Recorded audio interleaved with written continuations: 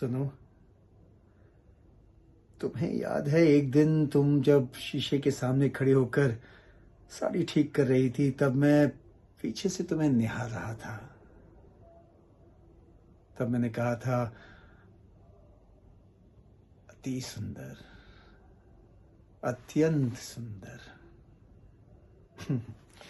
तब तुमने हंसकर कहा था कि अब इस उम्र में तुम्हें फ्लर्टिंग अच्छी नहीं लगती। क्या करता मैं, तब भी मैं वैसे ही था और अब भी मैं वैसे ही हूं। दिल अब भी जवान है, पर अब ये दिल एक अलग ही बोझ लेकर घूम रहा है। सब कुछ बदल गया है। घर, वो सुकून, वो यकीन, ऐसे लग रहा है जैसे किसी ने एक पल में ही सब कुछ छीन लिया है।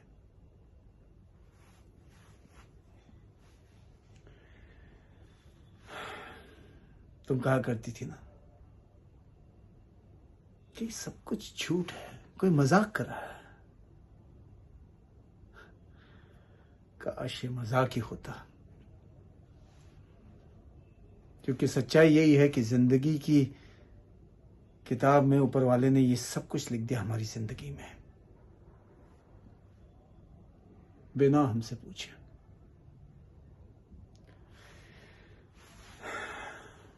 मैं जानता हूं कि तुम मुझसे नाराज हो। ये सोचती होगी कि मैंने ये कैसे कह दिया। वो सावली लड़की अब हमारी घर की बहू है। क्या करता मैं। कभी कभी जिंदगी हमें ऐसे राहों पर धकेल देती है जिस पर हमें चलने का कोई इरादा ही नहीं होता।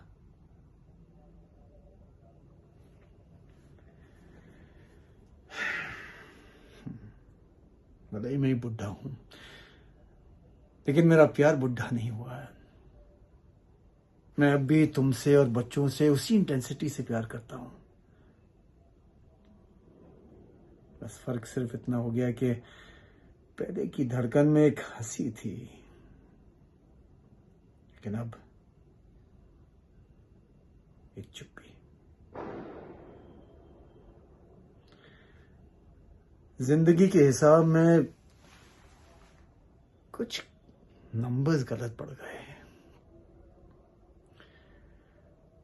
शायद जिंदगी का यही सही अर्थ है। जो बच गया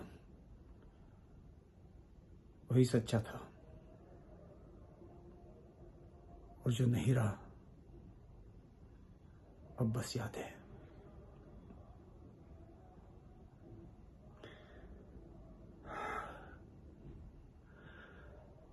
उर्वशी, अगर तुम मेरी बात सुन सकती हो तो ये बात अच्छी तरह से जान लो।